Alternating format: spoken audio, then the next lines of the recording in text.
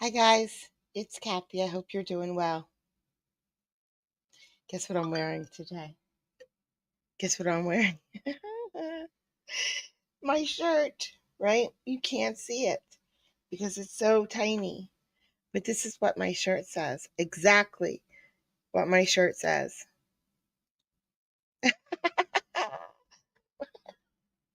Exactly like that. In tiny little thin. Get away from me. All right.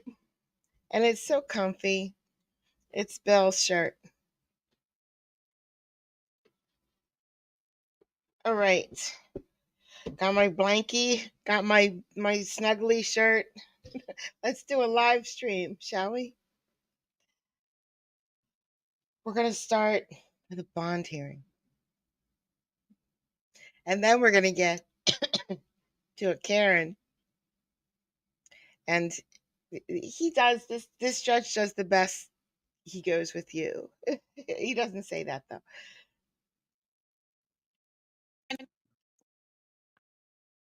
Yes, Here Your we go. Honor.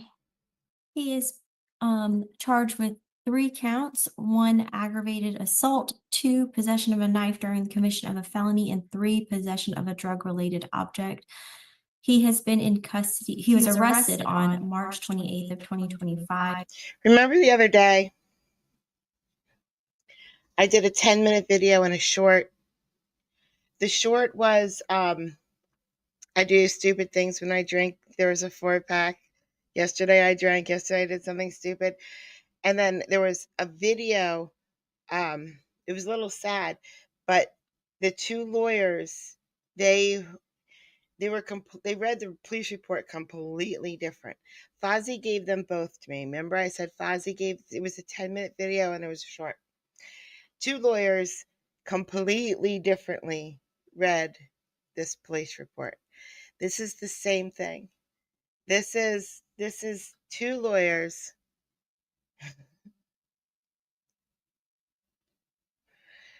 Michael, you're such a good person. I appreciate that you're here. These are two lawyers that completely disagree with each other. He has been in custody for 119 days.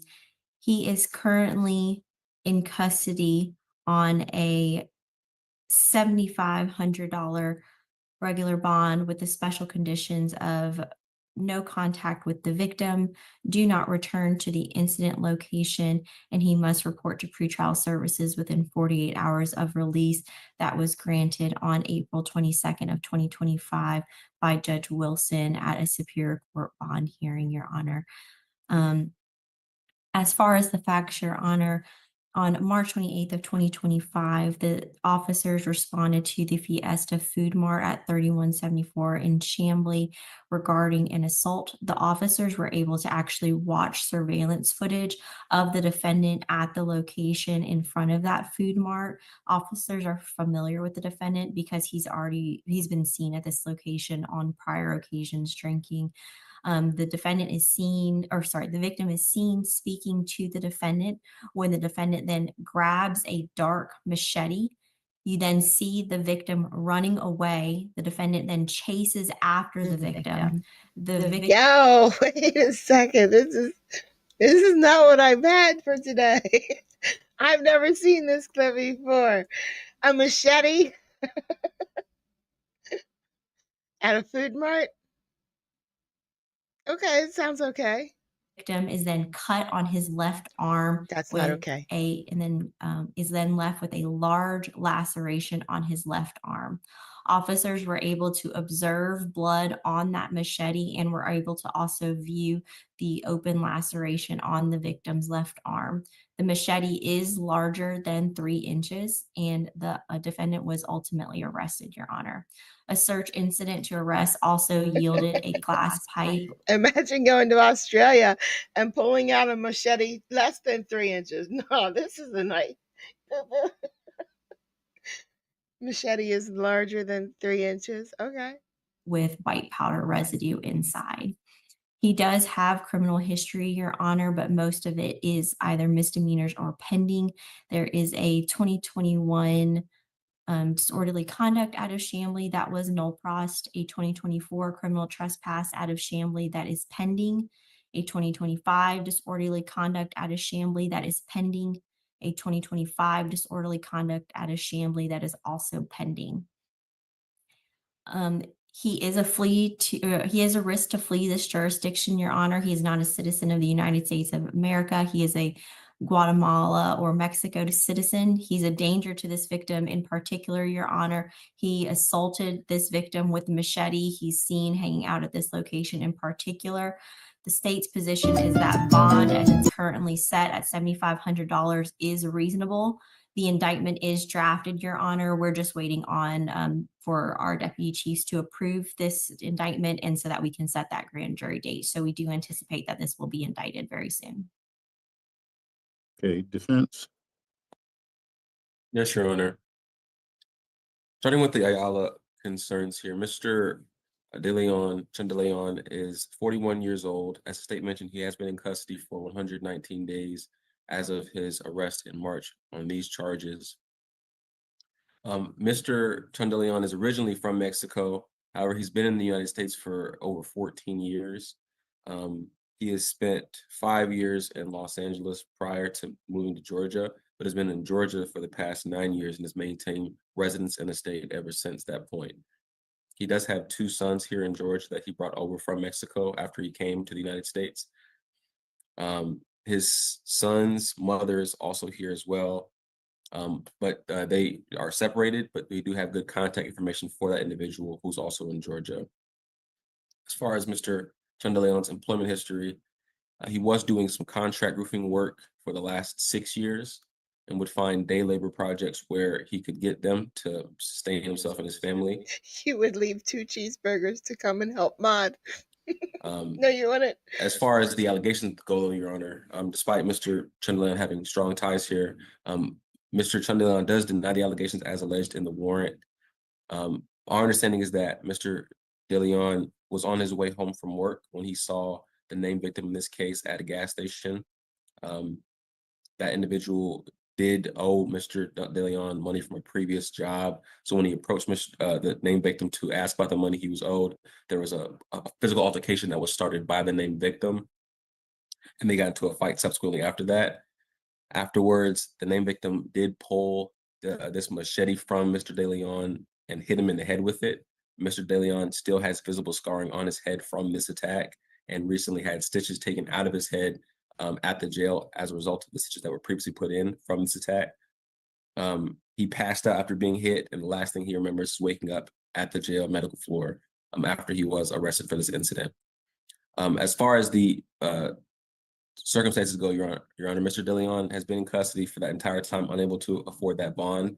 I think the reason it was set as low as it was given that Mr. Deleon has no criminal convictions out of Georgia. I think with his particular or felony convictions out of Georgia, out of his history, as the state mentioned, it's largely pending cases. And out of those pending cases, there's no violent history. Can we just admire his drip? Yes. This judge is on point Whatsoever. He does not present to be a danger to the community or a risk to reoffend. I think given the context of the situation being that this was a dispute about money, there was a confrontation that was only instigated from the named victim's perspective, and Mr. Deleon was injured in response to that, I do think that is consistent with his lack of violent history in the past, where he doesn't have a consistent history of doing anything close to this. So it wouldn't make sense for this to just be some unprompted violent act to this degree as alleged in the warrant if it were as accurate as depicted in the warrant. So I do think there's a cause of concern there. But overall, Your Honor, he's not able to afford the bond that's currently set. He's been in there for 119 days as of today's date. We'd be asking for some reduction, but our reduction request would be based on the finances of the family. That'd be reduced from the $7,500 to $1,000 bond, Your Honor. And that's our request to the court.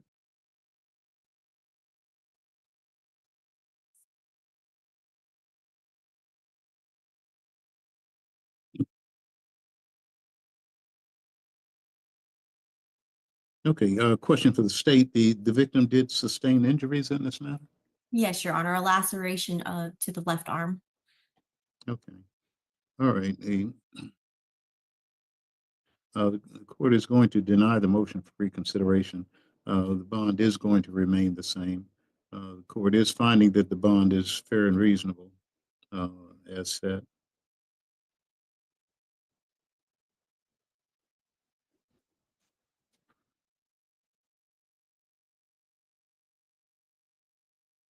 That will conclude this hearing. Position number 2, State versus Christopher Beeson. Yes, Judge. Mr. Beeson has been in custody since January 11th. He does have a bond. It is a $2,500 bond.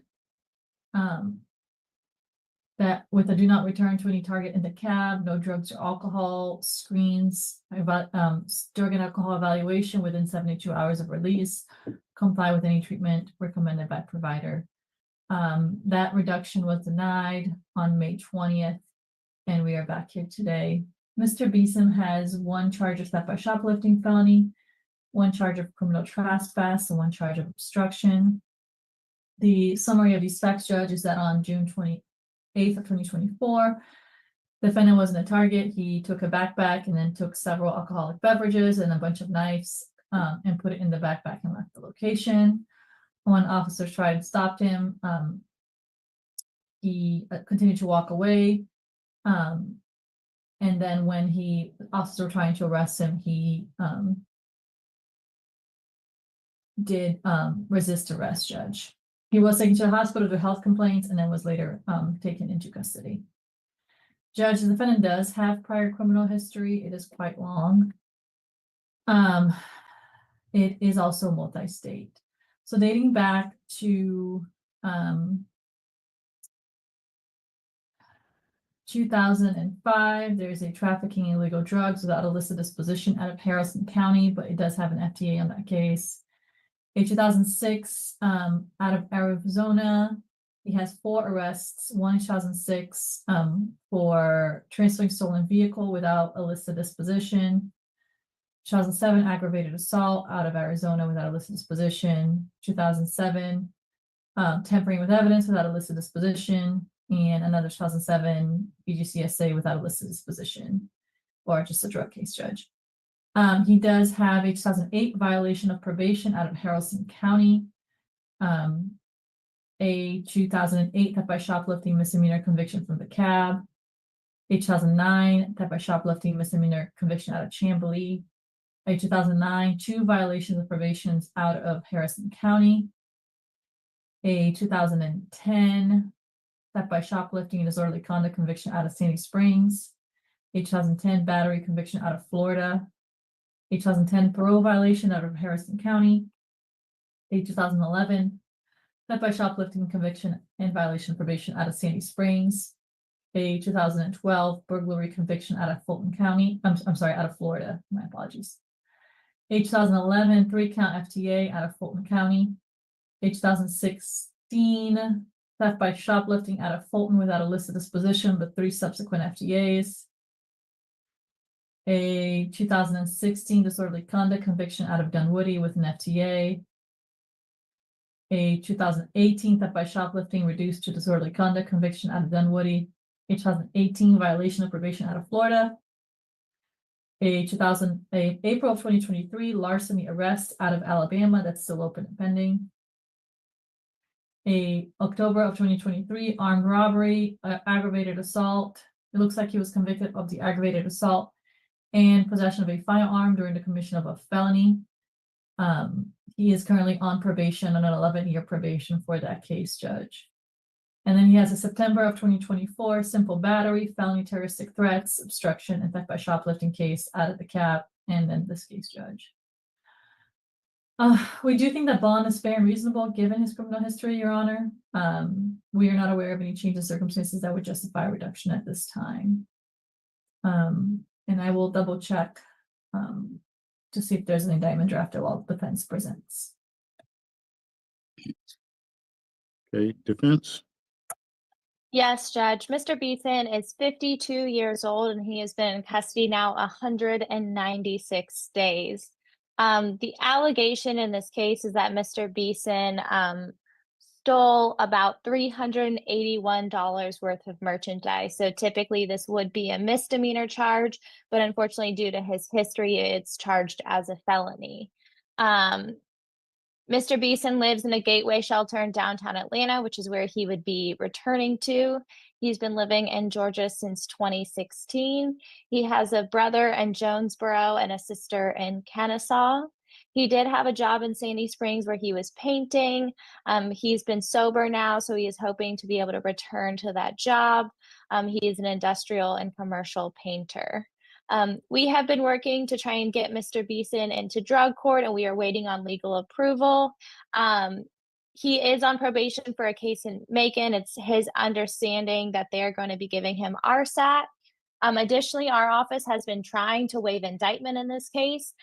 We have reached out to the prosecution multiple times and haven't gotten a response to any of our emails asking for this case to be indicted, as Mr. Beeson is trying to move this case along, and so that he can get back out, do RSAT, and get all the help that he needs instead of just pending in the DeKalb County Jail.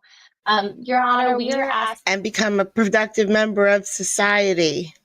for as low as you're willing to go, but a $2,000 request, so only a slight reduction of what the bond is. Though if you are willing to go lower, of course, Mr. Beeson would have no complaints with that.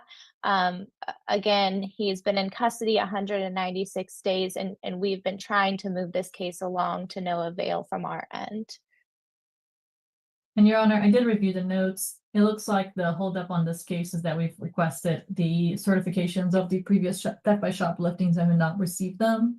They have been re-requested. There are no defendants. Okay. This is the bond hearing.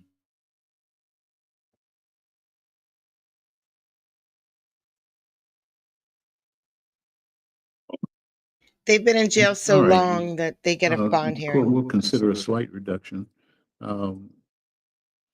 We're going to reduce it to $1,500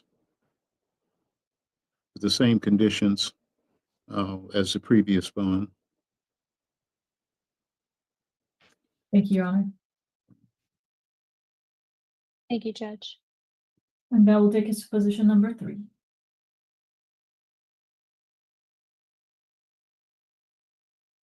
Okay, position number 3, State versus Michael Brundage. He is charged with, or sorry, Your Honor, he is arrested or in custody for 1 count of criminal damage to property in the 2nd degree. He was arrested on April 7th of 2025. He has been in custody for 110 days. Currently, his bond is $1,000 with the special condition of no contact with the victim. That is from a magistrate court bond reduction, Your Honor, that was held on May 22nd. No, this is not. That was No. reduced by Judge Sandlin in magistrate court, Your Honor. We do have the indictment ready, Your Honor, so that is ready. It is ready to be presented to grand jury as well. It is scheduled to be presented on September 10th, Your Honor. As far as the facts, Your Honor, on April 5th of 2025, the victim was visiting his friend, Your Honor, who lives at the location on Spring Street. The victim saw Commas the are important. defendant's older family member, who is the defendant at the home.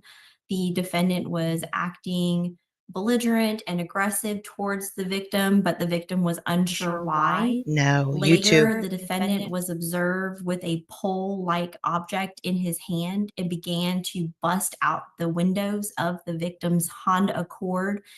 And officers did observe broken glass and shattered windows all around the car, all including the front and back windshields and both the passenger and driver side windows as well.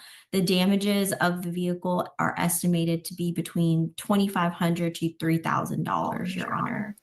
Good mods make everything welcoming. They don't have to keep everybody in line, especially other mods. He does have extensive criminal history, Your Honor. From trying trying to get your honor the best summary of this to expedite it. From 1997, there was a theft of service and criminal trespass from DeKalb County that resulted in a conviction.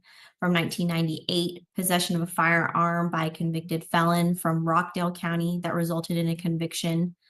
There was a 2001 robbery out of Lithonia that was transferred to Superior Court, but we were not able to see what the result of that case was. There was a 2003 We call mods who try to mod other mods IA, internal affairs. Snitches get stitches. VGCSA violation out of DeKalb County that resulted in a conviction. A 2003 obstruction and suspended license and failure to appear out of DeKalb County that resulted in a conviction. A 2007 criminal trespass out of DeKalb County that resulted in a conviction. A 2008 theft by shoplifting out of Lithonia Municipal Court that resulted in a conviction. A 2009 failure to appear out of DeKalb County without a disposition, Your Honor. A 2009 theft by shoplifting out of Conyers Municipal Court that resulted in a conviction. A 2009 criminal attempt to commit a misdemeanor out of DeKalb County I'll check it without a out. disposition.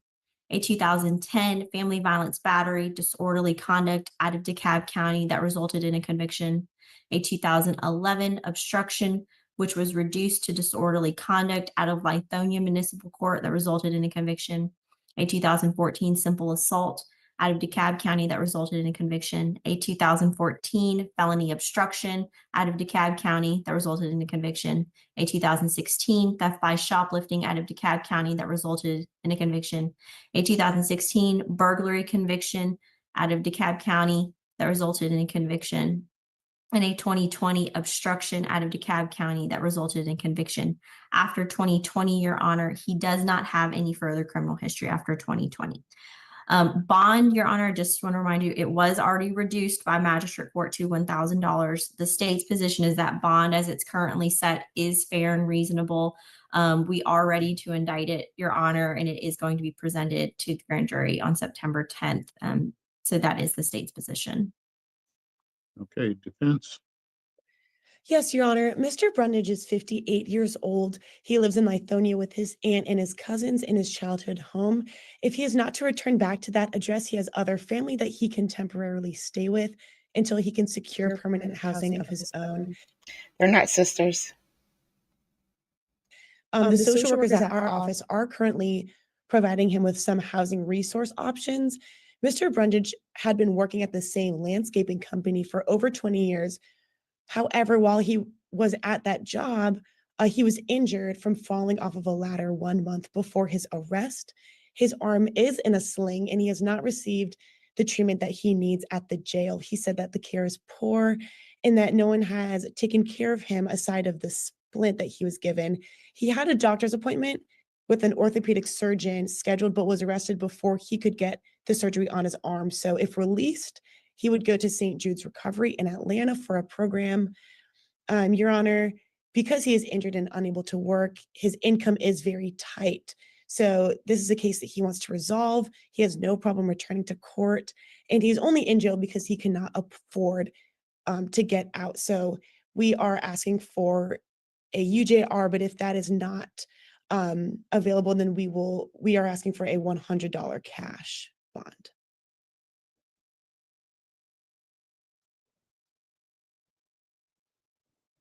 I made my mods for the people who supported my channel. CJ, that was you.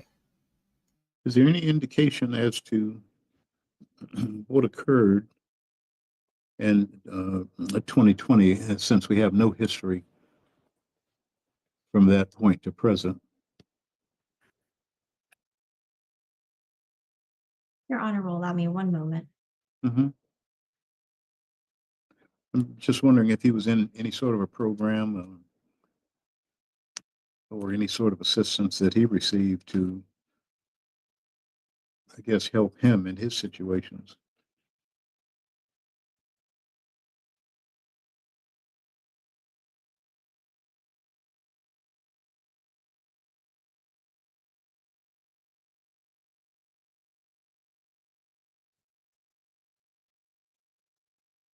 The history sounds like he may have had a drug problem, some substance abuse problem.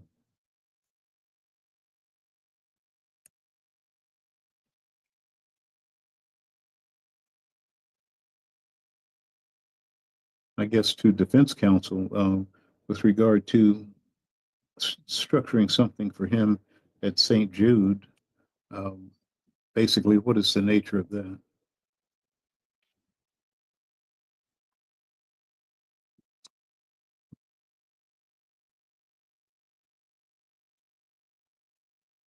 Am I coming through? Are you able to hear me? I can hear you, Judge. You seem Yeah. a bit frozen. She does seem frozen, Your She's Honor. definitely frozen. Oh, People okay. blink. She just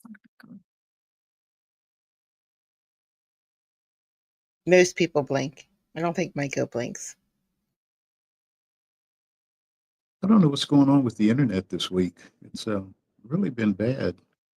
be the rain, Your Honor. The internet's a passing phase. Move on.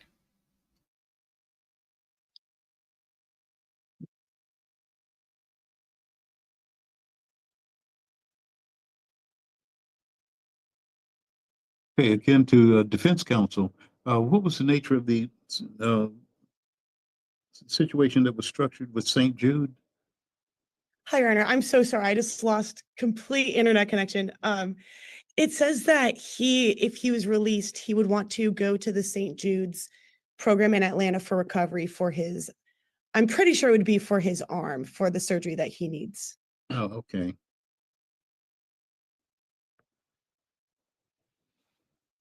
And Your Honor, I was able to look at his criminal history again, just to verify and make sure everything was correct that I received.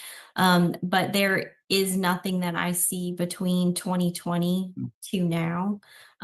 He was arrested in 2016. His probation was revoked for 5 years, but that would not account for that time from 2020 to 2025. So I am unsure of what occurred between 2020 to now, Your Honor. Speaking of towels, guess who watched our members only video last night with the towels? Josh. Okay.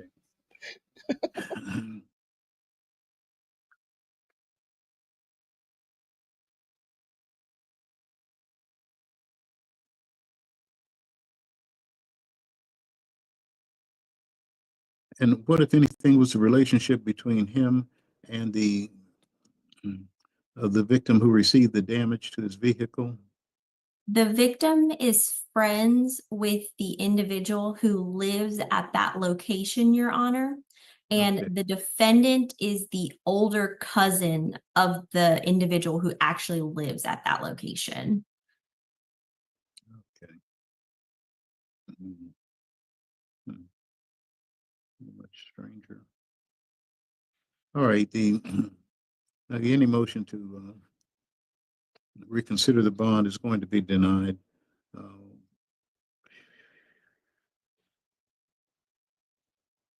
think the bond as set is fair and reasonable. But he fell off a roof. What about his surgery? They're not going to give him surgery in jail. Moving on to position number 4, State versus Daniel Bryant. Yes, Your Honor.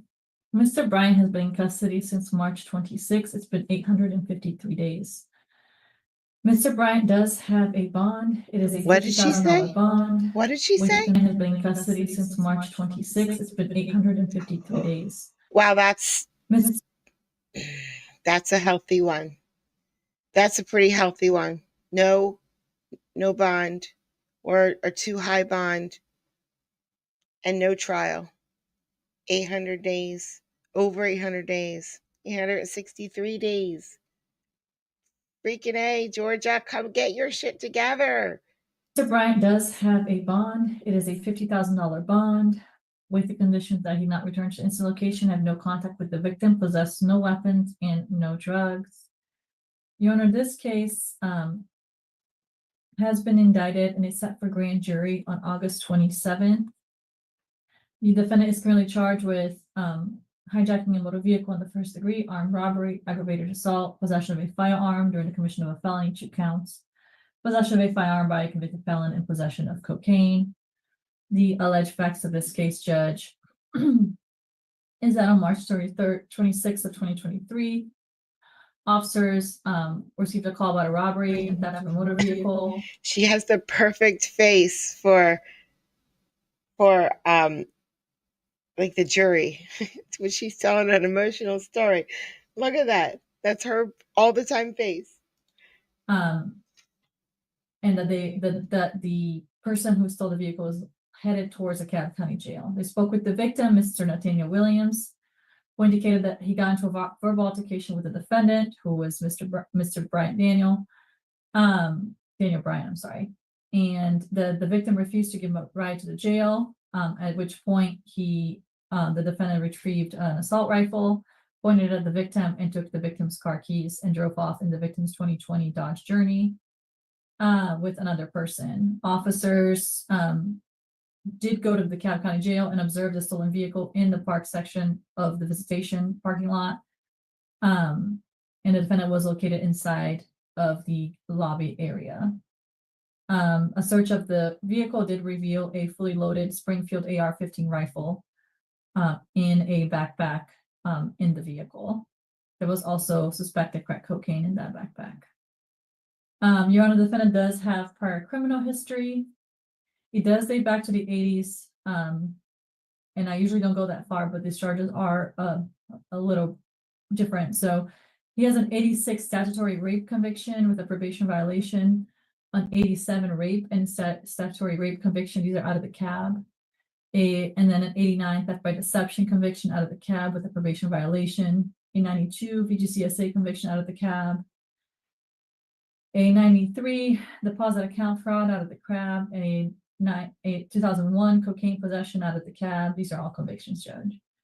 A 2001 disorderly conduct out of Fulton, a 2002 theft by taking and theft by shoplifting out of Cobb, a 2002 battery out of the cab with an FTA, a 2004 simple battery out of the cab, a 2004 battery out of the cab with a probation violation, a 2007 disorderly conduct out of the cab, a 2008 financial transaction card theft conviction out of the cab, a 2013 theft by shoplifting, possession of tools, and assault. It just says assault, but it must be an aggravated assault because he was sentenced to 20 years to serve 3. And he did have an FTA on that case, so he is on probation for that case at this time. He does have a November of 2020 cocaine, marijuana, more than an ounce, Schedule 2 controlled substance, Schedule 4 controlled substance. Fozzie, thank you so much. That's hilarious. Thank you. I posted a video earlier and my son was screaming in the background and I let it go and I just posted the video. This is CJ's page on YouTube. You could hear her read in her lovely accent. Go, everybody go. She'll put you to sleep. It's lovely.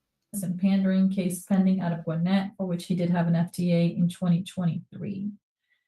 Your Honor, I understand that the defendant has been in custody for a significant amount of time at this point, but as I stated, the indictment has been drafted. It has been set for grand jury on August 27th. We do think that he is a danger to persons and property in the community, given his criminal history, and highly likely to reoffend, and a potential danger to intimidate victim and witnesses. So we do think that the bond is fair and reasonable. We are not aware of any change of circumstances since his last bond hearing that would justify a reduction. And I will note that for the charges that he has been charged with, though I understand he's been in custody for a very long period of time, if in one sentence, he would be serving a significant amount of time as well, Your Honor. So with that, I will turn over to defense. Okay, defense. Yes, Your Honor. I guess just to start off, I would argue that the characterization that Mr. His name is Bryant Daniel, is my understanding. The Odyssey has it as Daniel Bryant. So I'll refer to him as Mr. Daniel. The characterization that Mr. Daniel has just been in custody for a really long period of time, I think, is an understatement, given the fact that he's been in custody for 853 days on these charges that they are now just, I guess, able to indict. He has been in custody for a significant period of time. significant period of time for these charges that the state is asserting are very straightforward without any indictment at this point in time, Your Honor. No indictment. No indictment. Years in jail, no indictment. And it's normal in Georgia. It's just another person, normal. If you were in Georgia, you could go to jail for years without ever being indicted of a crime. And that's just perfectly okay with them. As far as the circumstances, Mr. Bryant, Mr. Daniel does deny the allegations as alleged in the warrant. Our understanding is that the named victim agreed to let Mr. Daniel Bryant borrow the car, and that there was no gun involved in that interaction. He says he had texted this individual asking for permission and was told it was fine. He was arrested while using the car to go to the Cobb County Jail to bond someone else out, is my understanding, Your Honor. I think the circumstances do merit some concern as to whether the statements from the named victim regarding what happened prior were accurate. But nonetheless, Your Honor, as far as the charges go, the fact that it took anywhere close to this long to get close to an indictment is, I think, ridiculous. But he's not been able to afford the bond that's been set at this point. Ridiculous is not the right word. I don't care what his crime is. I don't care what his crime is. This is America. We don't treat people like this in America. We do now, but we didn't used to. With that $50,000 bond. And as far as change of circumstances, Your Honor, Mr. Daniel has had significant health issues since he's been in custody for this period of time. I think well over 2 years at this point. He's confined to a wheelchair and is in medical down at the jail. He was attacked while he was in prison. He suffered stab wounds all over his body. He's had internal bleeding and had to have laser eye surgery on his eyes to deal with issues as a result of those attacks that he had. He was paralyzed on the left side of his body as a result, which is why he needs the wheelchair, because he's not ambulatory. This happened back in May of 2025, and he's not been able to get the necessary treatment to deal with those particular injuries since he's received them, namely the physical therapy that he's obviously not able to get anything close to in the jail, as they only treat the significant, I think, trauma wounds, but certainly not any rehabilitative work. He also has sleep apnea that's been increased because of his inability to, I think, properly adjust himself when he is sleeping, and requires a CPAP machine in order to sleep. All of this has been exacerbated since he's been in custody. You know what would help CJ's channel the absolute most? Hours. So watch her videos when you sleep and just loop them so she gets watch time hours. That's like the hardest thing at the beginning, is to find those watch time hours. So that's the best thing you could do right now for CJ's channel. For this extensive amount of time. For what I would argue it should have been, I think, pretty straightforward charges, at least from the state's assertion. But overall, Your Honor, Mr. Daniel has lived in Georgia for over 40 years. His family will be helping him to find a place to live, a stable place to live, because he has lost, I think, everything he had beforehand. Before his arrest, he was a self-employed plumber for 30 years. Now he'll be unlikely to return to that work. And he is, again, been in Georgia for a significant period of time. He's graduated from Shamrock High School in Decatur and went to plumbing school in Hiram, Georgia, before getting into the workforce that he'd been in as of late. As far as criminal history goes, Your Honor, most of his recent criminal history is either drug-related or nonviolent in nature. I think that's why most of his previously dated history was brought up, because his most recent cycles are not anywhere near that degree as I think the allegations in the past and the convictions in the past. But overall, Your Honor, I think that the main concern, again, is just the significant amount of time that he spent in jail for these charges, and the significant amount of physical, I think, debilitation that he's suffered in that time frame from specifically his incarceration for these charges here before the court. That, again, he does deny, specifically to the particulars, but he's suffered extensively since he's been in custody, and his situation is only deteriorating at this point. So we'd ask for any reduction in bond. I think any reduction is certainly warranted given the circumstances of his current status. but we would defer to the court as to the particular amount, given how serious the allegations are. But we do think some bond reduction is appropriate for this matter. Thank you, Your Honor. Okay, how old is the defendant? He is 56 years old, Your Honor. And his current bond is $50,000, is that correct? That is correct, Judge. Okay, I'm assuming with special conditions. Yes, Your Yes. Honor. Would you like me to read them off to you? No, I just, the mere fact that that there are conditions associated with it.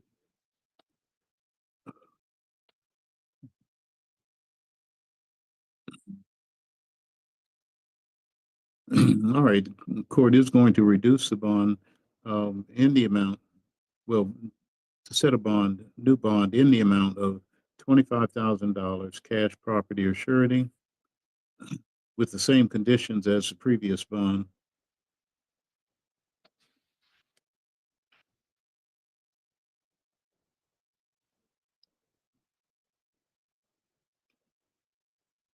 Thank you, Your Honor. Okay, that will I'm so conclude that mad at hearing. George, though. I wonder if he'll make That would bond. take- I don't know. Maybe he committed a horrible crime. I mean, the victim said that he hijacked his car at a gunpoint. He's been in jail for over 2 years now, and he's not even in. Georgia. I'm just so mad at Georgia. He's got a $25,000 bond. Is he gonna make it? He's been in jail for over 2 years. I would not have $2,500 if I've been in jail for 2 years. As to position 6, Terrell Cheetum. Okay. May proceed. Yes, Your Honor. Mr. So here's what happened today. I got the beginning of this bond hearing. It was really good. Two different lawyers, blah, blah, blah. It was really good. I recorded it. And then I remembered I stopped that recording. And then I decided to get the rest of the docket anyway, just in case he took the video down. And this, what I'm showing you now, is where I started after that one that I had already. So what I'm going to do is put that one out today at 11 o'clock as my 11 a.m. video, because I like it. It's really good, the bond hearing. But soon, this one turns into another YouTube channel, Judge, because it was Saturday and all my courts were closed. So I got YouTube judges today. And the Karen is about to come out. And she's about to learn. She's going to learn today. She is going to learn today. But before we get from here to here, wherever it is, we have to play this. And I'm nervous because bond hearings, they're not in jail because, they gave too much to their local church. And I'm scared about what they're going to say next because I don't know. Hopefully it's nothing too bad.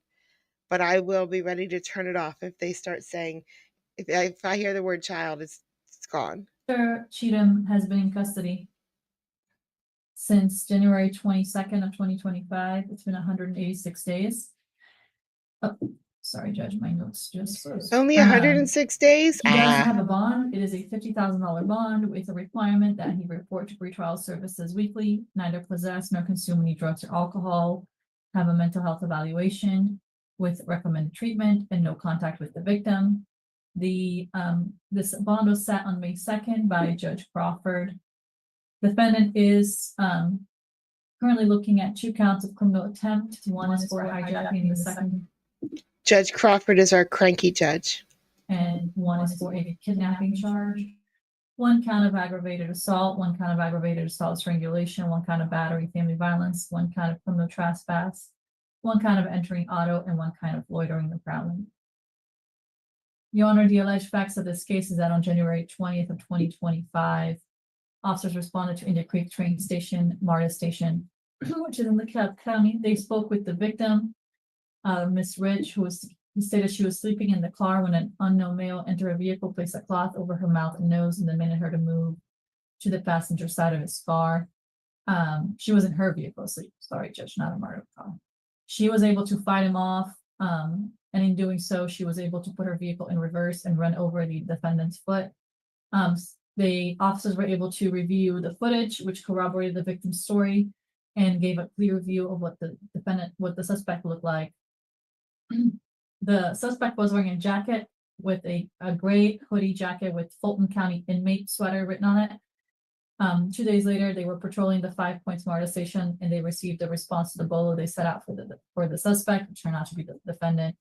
They located him in a train car wearing the same Fulton County inmate sweater he was wearing the date of the accident. They were able to ID him through the surveillance video, and he was taken into custody. The defendant does have prior criminal history, Your Honor. He does have a 2002 statutory rape, child molestation charge out of APD without a listed disposition. We don't have any information on what happened in that case. I freaking Yeah. just called it, didn't I? I knew it. I knew it was coming because when I watch these dockets to get these clips, it's all of the time. Children, children, children. It doesn't end every day. It's not like rare. It's as common as DUI. Me getting the children cases. It's as common as I get a DUI or a domestic violence.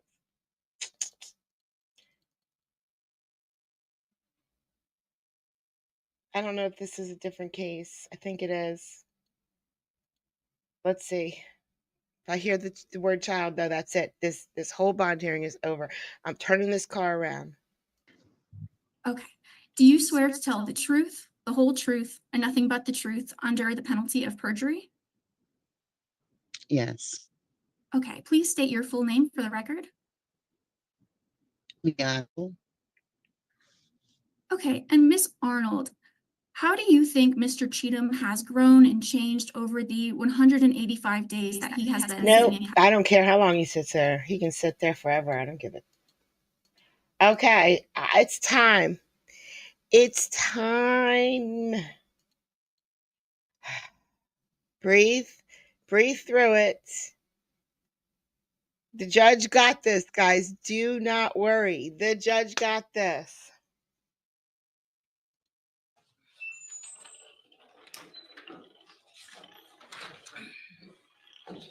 Ms. Williams, if you'll raise your right hand for me.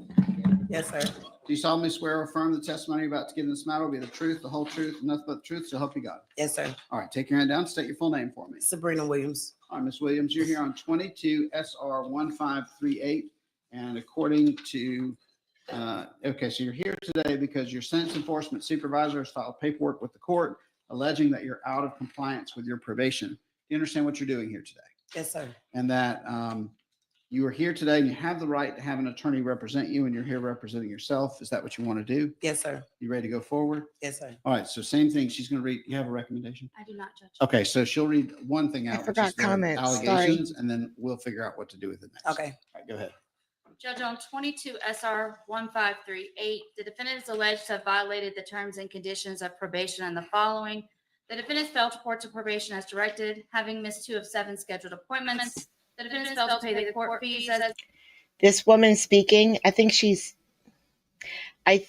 here, but she could be here. Doesn't back down. Will not back down. And it's really good. ordered or request a waiver being in arrears, $150. The defendants failed to complete the fine conversion community service hours as directed. Judge, I do request if you allow Ms. Williams to remain on probation that you order her to not to be able to call our office by phone. She must communicate by email. Okay. So how much time do I have left? She has 197 days. Okay. Ms. Williams, do you admit the allegations? Yes, sir. I understand them. No, do you admit them, or deny them? You can admit or deny. I'm denying them. Okay, that's fine. So grab that seat right there, please. Okay. So this is officially a contested hearing, and then I'm going to make a final decision as to what I believe is appropriate from the court. Are there any other consecutive cases after this one? No, sir. This was the consecutive case? Okay. The court has also modified this case on the previous case. The court took away one of the court fines on this case in an attempt to assist Ms. Williams previous, she had a modification hearing before you on November the 2nd of 2024, where she wanted to move out of the state. And so y'all reduced one of the fines on this case by $303 to try to help speed that process up. Okay. Excuse me, Your Honor. Okay, hold on. This is not my first rodeo, so grab a seat, sit quietly, and let me do what I get paid to do. Otherwise, what am I here for? Okay. So what's going to happen next, ma'am, is Director Matthews is going to say a bunch of things, and then you're going to get a chance to ask her questions. Now, do you have any questions on the procedure we're about to follow? That Director Matthews is going to testify, and then you may ask her questions to clarify anything you think needs to be clarified. And Mr. Shepherd, are you going to be asking questions? I will. Okay. All right. So, Mr. Shepherd, you may ask questions. We already sworn Ms. Matthews in? Yes. Okay. All right, can you state your name, please? Marty Matthews. And Ms. Matthews, how are you employed? I'm the Director of Spalding County Sentence Enforcement. This is why I like Marty Matthews. This is why I like that she doesn't back down. This woman doesn't ever speak to Marty directly, I don't think. This woman speaks to Marty's staff. And Marty is here protecting her staff today. Marty is fighting for her staff. And I love it. I love it. All right, are you one of the probation officers for Sabrina Williams? Yes, sir. Is that Ms. Williams at the defense table here? Yes, sir. All right, and when was she placed on probation? This case was sentenced on January 31st of 2024. It was consecutive to 22 SR 1537. So 22 SR 1537, is that closed? Yes. All right, and when was it closed? That case, bear with me. Fozzie, did you see I said thank you? Unsuccessfully January 30th of 2025. Thank you for the $5 for Anthony screaming. I'm not giving it to him, though. Thank you. Unsuccessfully? That is correct, yes, sir. So, and why was it closed unsuccessfully? We tried working with Ms. Williams to resolve the court fines on that case, and the case expired before we were able to get those fines collected for the court. And what was the balance that was owed when it was closed? Bear with me.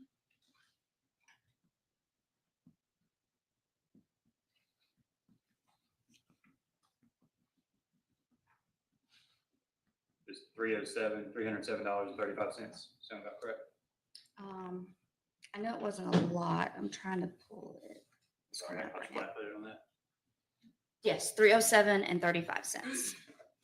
And so then this consecutive case began in when? Began when? January 30th of 2025. Now, on this case, you filed a petition for revocation. Yes, sir. And what grounds? She's missed 2 appointments. She's behind on her fees, and she hasn't completed the conversion hours as directed. This case qualifies as a warrant, but under Judge Thacker's direction of 3 violations or more. Ms. Rich has definitely worked really hard trying not to do a warrant on Ms. Williams. Against my objection, Ms. Rich set a walk-in hearing for Ms. Williams trying to work with her. So on the reporting, you said that she's missed 2 appointments Yes, sir. out of how many scheduled? 7. Do you know the dates that she missed?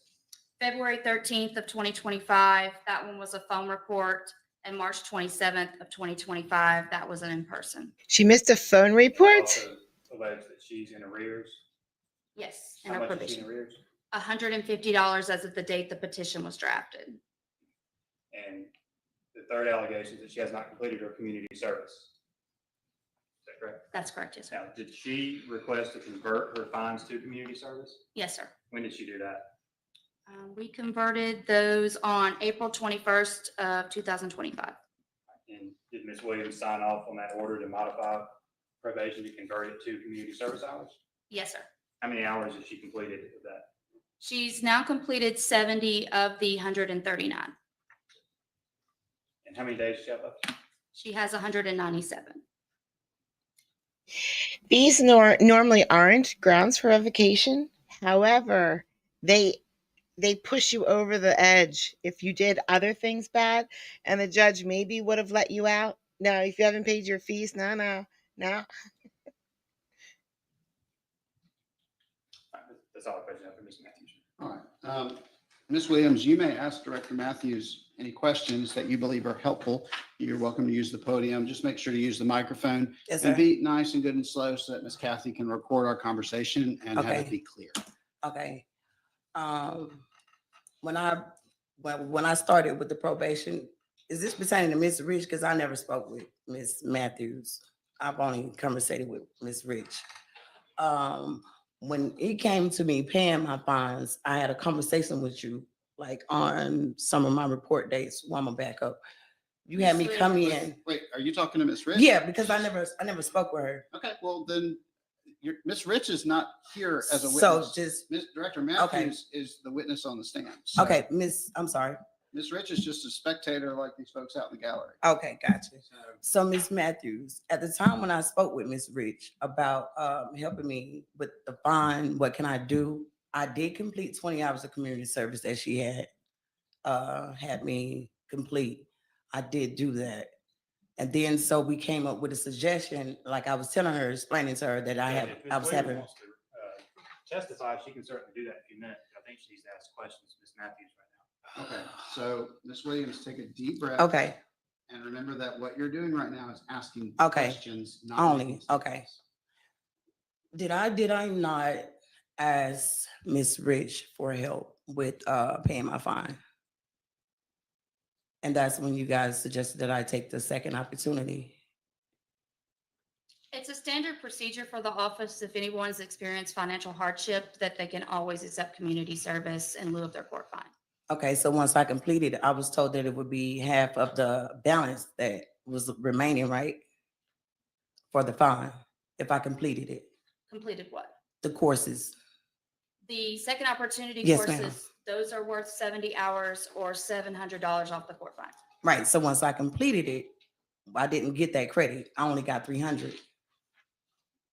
I disagree with that. At this point, there's been no credits subtracted from the court fine because you and Ms. Rich recently had a conversation where she advised you the suspension of the court fine will not be completed until all community service conversion hours are completed. We don't do multiple conversions because the clerk's office can't handle multiple orders to suspend money.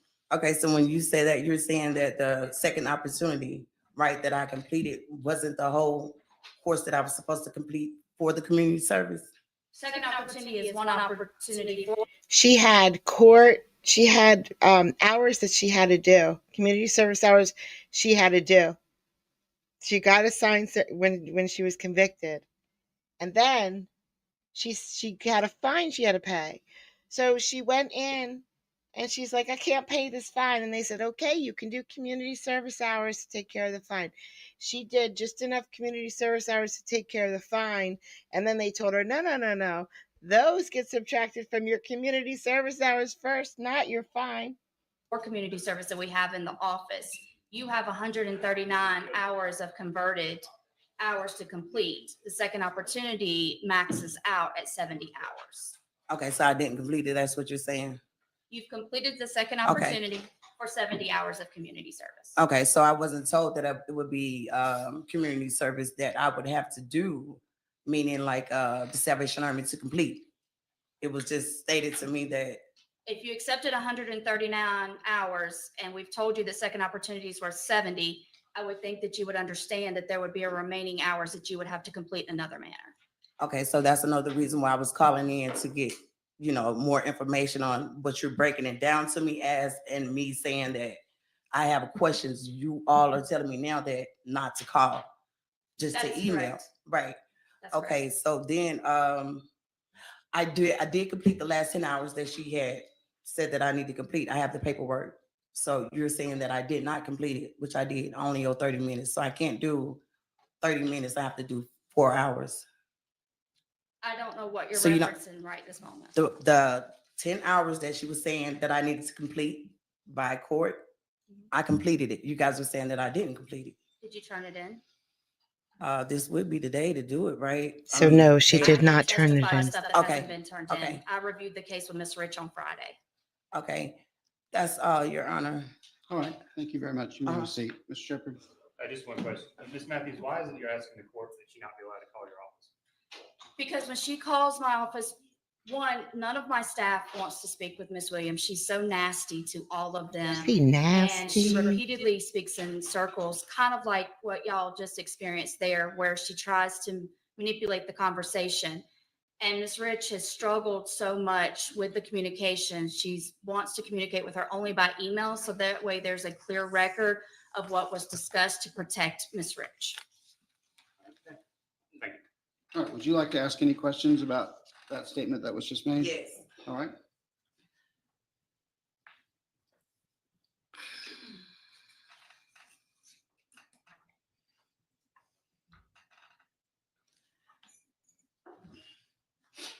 If I'm calling into the office just because I have a sense of humor and I understand that I'm on probation, I have to make the best out of it. So I'd rather for me to laugh and that person that's on the phone to laugh. I've never called being nasty. I might have a realistic conversation with Miss Rich at once upon a time with me trying to get some understanding about it. Cause like I stated before, like it's been a while since I've been on probation. But how could you all say that I'm having an attitude with you all? How and what way? Because often when they try to explain things to you or answer the questions, you talk over them and argue with them, so they're not able to have a conversation with you. That's not true. I just feel like you guys don't have the patience to answer the questions or to try to understand the way that I ask the questions to try to give me the answer that I can understand. That's it. I apologize you feel that way, but Ms. Rich has been on the phone with you many times, 15 minutes, 20 minutes, lengthy conversations, trying to extensively explain everything and answer all of your questions. I've heard her follow up with you. Do you have any additional questions? And you've concluded with no, you don't. So I assume at the end of all those phone conversations, she's resolved any questions that you had at that time. So you guys don't have the time to, put up with me asking questions about me being concerned about me on probation, about the stuff that I don't understand. That Again, I gets on think your nerves. I'm sorry. I have apologize resolved- for that myself. Go I ahead. didn't know it was that serious. Okay, well, let's do, hold on. That was a question. Go ahead. Answer it as best you can. What was it? Again, I feel like Ms. Rich has taken the time each time that you've called and attempted to resolve all your questions. And again, at the end of the conversations, she's confirmed with you that you don't have any additional conversations. Recently, she's advised you to communicate by email, which is Right. still not cutting off your communication. It's not cutting off you a method or a form to communicate or ask your questions. It's just a method to protect her and what she's actually said. Protect her from what? What am I doing so bad to make y'all feel like I'm a threat when I talk or I'm asking questions? That's what I don't get. Because you told her a couple of times that she said something to you that was incorrect. You told her, But I'm sorry. I'm sorry. Go ahead, Greg. you told her things that was not true. And so Which with- is, like in reference to the community service, you stated that she didn't let you know that it was 139 hours, that the 70 hours would complete the whole conversion, that you were unaware that there was going to be additional hours that you were going to have to physically complete. So again, that's correct. Hold on, don't cut her off. I'm sorry. but there's an email that she sent to you back in April where she at first advised you of the incorrect amount of hours. She said a clarifying email, I believe it's sent on April 21st, clarifying the amount of hours. So you were not told upfront the amount of hours that you would have to complete. Again, that was done by email. And I'm glad she did that because there's clear communication that she could present to the court that you were clearly advised of the hours you needed to complete. Okay, Ms. Matthews, on the transcripts for the second opportunity, right? Those are, we're talking about hours, right? So the way that I was counting it wasn't correct. That's why I was calling, asking questions. I'm seeing like, it could be a course that might have took me like a whole day. So I'm thinking that one day, 24 hours, maybe like 30 minutes. I'm thinking that one day of me taking that course, that's 24 hours, but that's not 24 hours that you're pertaining to, right? So I didn't know how to calculate it. You did not receive the documentation in the office of how each course was documented, how many hours were assessed for completing each section? You're talking about the little script paper? Yeah, and I had a conversation with her because I didn't know how that was being counted. So we provided you the documentation that said if you complete this course, it's worth 24 hours. If you do CRI, it's worth 7. If you do soft skills, it's worth 14. So we provided you documentation, a written document that provides you how those hours are assessed. Right, and she broke it down to me as in a way that I still didn't understand. That's why I would call. That's why she's in trouble. This course equals 25 hours. Oh, I don't understand that. I still don't understand that. And she would call about it for over and over.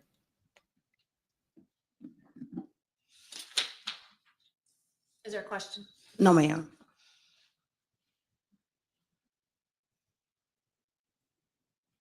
Do you have any additional questions that you would like to ask the witness? You pertaining to Ms. Matthews? No, Sir? I'm asking you if you have any additional questions. Oh, for no, the sir. witness. But I do have the paperwork for the community service that I was supposed to have completed. Okay. And it was only the job that I was having problems with here in Georgia by me leaving, going to different states with my background being ran, and it takes longer than usual. So I think I've came close to having a job soon here, probably by next week. They're just waiting on my drug test to come back. Okay, let's pause right there, because again, we're still in the questioning. Okay, this no, witness stage. Yes, Now, sir. you can give whatever Sorry, Your Honor. paperwork you want to the bailiff, that's fine. but- Okay. But either ask your next question. No, or sir, I have no question, Your Have a Honor. seat. And like I said, Okay. you can hand the bailiff that paperwork. All right. Mr. Shepherd, call your next witness. That's all the ways. Um, 10 hours that I was supposed to have complete by the 10th, but I took the job instead. All right, Ms. Williams, the state has rested, which means they've provided me with all they're going to provide me Right. in this case, which means you have an opportunity at this moment, but not an obligation to present evidence in your defense. What that means for you is that you may choose to testify if you wish to, and if you will, I'll have you sit there, I'll have you pull the microphone up to you. Richie will help you with that, and I'll let you testify. If you choose to do that, Mr. Shepherd will be cross-examining you, and you will be required to answer those questions. Do you understand that? Yes, sir. Your So, Honor, yes. Can we just, I've done everything that I could possibly do on probation. I mean, like. I don't Okay, know. well, only one of us is going to run this hearing, Yes, sir. and you trying to redirect this hearing No, is sir. not sitting well with me at all. I'm sorry, Your Honor. Sit down. Okay. Okay. I need you to, you wanted this hearing, Yes, sir. and I am going to run this hearing the way the rules require me to run this hearing. Yes, sir, Your Honor. Okay, you have not been consistent in following my instructions. I have told you repeatedly, I had to tell you at least 3 or 4 times to ask Director Matthews questions. You talked to Miss Rich, and then you made a big, long statement to me. And I need you to understand that there are these rules in place of how things happen in a courtroom for a reason. They are here to protect you. And I am going to do these rules whether you like them or not. And I need you to hear me understand that I am wearing thin with you going off in other directions other than where I'm telling you to go. Do you understand that this is me very much trying not to lose my temper with you? Yes, sir. Okay. Sorry, Your Honor. So you may make a statement. He peg leg. Guess what I'm going to show tomorrow? You should watch. You should watch. I'm going to show a lawyer who's gotten in trouble. Yeah. You're going to like it. From that seat. If you choose to do that, Mr. Shepherd will cross-examine you, and as long as those questions are allowed by the rules of evidence, you will be required to answer them. If you choose to remain silent, I will not hold that silence against you because you do have a right to remain silent. Do you understand that you have a right to remain silent? Yes, sir. Do you have any questions about this moment and your decision of whether you wish to testify or remain silent that I can answer for you? You answer for me, Your Honor. Do you wish to testify or remain silent? Remain silent. Okay. Do you have any other witnesses you wish to call? Remain Yes, silent. sir, Your Honor. All right. That means that she's rested, which means there's no rebuttal, which means we're going to do closing, which means, Ms. Williams, Ms. Shepherd, you want to go first, last, both? Okay. Ms. Williams, if you want to kind of sum up this case for me and explain to me why I should not revoke your probation, this is your chance. And I will listen intently, as I've been doing, as to why you believe I should not revoke your probation. If you wish to not give a closing argument, you can do that. But this is your chance now to talk to me and to tell me why you think I should not revoke your probation. Well, I've been trying, Your Honor. I've Okay. really been trying. I may have started off on the wrong foot with everyone. I apologize for that, Your Honor. But it's kind of hard returning back to a place where you left to do better and having to deal with something that's from the past. And the rules are now changed. Everything is different from the times that I was here in court. Your Honor, if you could have some type of sympathy for me to let me continue the rest of my probation out until tables turn for me, as in work. I will comply by not reaching out to the probation. Just contact them only by email if that's what they're wanting. I try not to have too many questions. If I have to do community service until I do get a job, I mean, I will. I just want to be able to make it 6 months here to finish it, complete it, and to get back on with my life. That's it, sir, Your Honor. Okay. Thank you, Ms. Williams. All right, Mr. Shepherd. Judge, when the first case was closed unsuccessfully, she didn't pay off her fines. They worked with her when she was talking about moving to another state and actually waiving one of her fines. They've worked with her to convert her fines to community service. She hasn't done that. She's in arrears again. She's missed 2 out of 7 appointments. You see how she communicates with the probation officer. You see how she treats people. They shouldn't have to be dealing with that with Ms. Williams. And they have tried, you know how probation is. They've been over backwards with defendants trying to get them to successfully complete their probation. All Ms. Williams has done is just been obstructive and rude to them. They shouldn't have to deal with it. Her underlying charges, these were both pretty bad reckless driving cases. They're all very dangerous behavior. I mean, I think enough's enough. I mean, they've been dealing with her for 1.5 years. She just won't do what she's supposed to do. I think it's just time to revoke her in full. All right. Any other housekeeping before I make my decision on this case? None from the state. Ms. Williams, anything else? All right. The evidence as I've heard it is as follows. She's on probation on the second of 2 consecutive cases, 22 SR 1538. This case, according to the testimony, has somewhere just under 200 days left. There was no recommendation. There was no consent order offered, and there was no recommendation from the state during the course of this case. Ms. Williams denied all allegations, which What does that mean, Peg Leg? There is no consent order offered. It's all right. It's all right if you don't know. It's all right. I don't know. meant it became my responsibility to decide what to do on this case. The allegations were that she missed 2 out of 7 of her scheduled appointments, that she failed to pay her fines and fees as ordered, and that she failed to complete her converted community service work hours. I will say, of course, that on the second one, B, that the fees may always be waived upon proof of indigency and request. So with that said, those are 3 allegations. And my rule in this court is if you have 3 allegations, you go to jail. I am very surprised, Ms. Williams, that you're not in jail. Although I understand the sentence enforcement's team hope to work with you, I think you need to be in custody. So go ahead and put the cuffs on her, and then I'm gonna finish. She goes with you. And you can bring her up to the podium.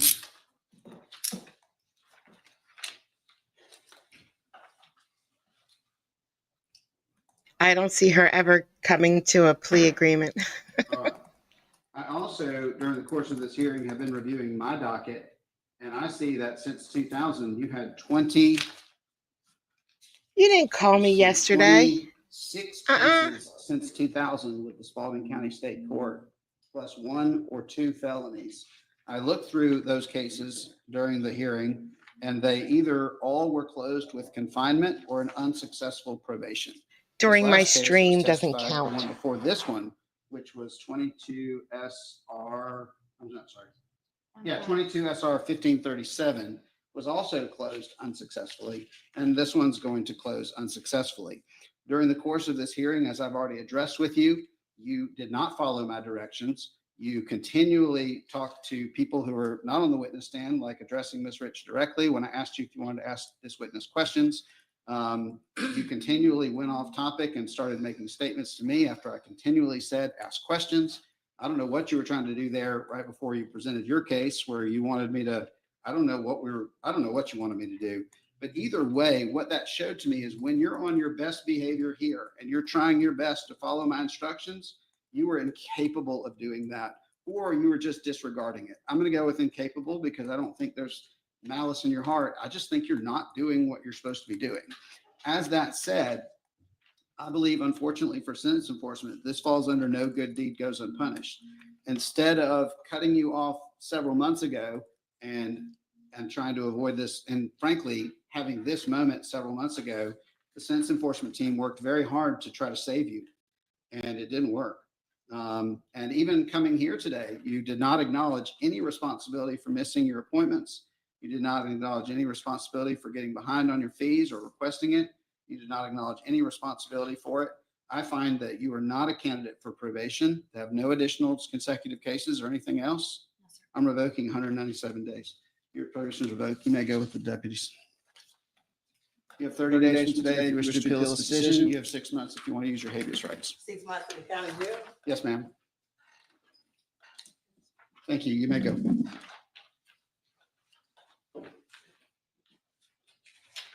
Richie, if she will sign this, great. If she won't, just write refused and bring it out for Carly to sign. All right, you may call your next case. Judge, that's all that's on the probation calendar. You do have 2 more cases that are on.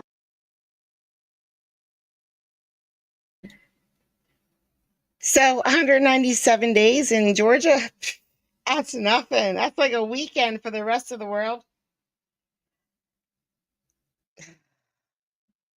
All right, we're going to end on Maricopa.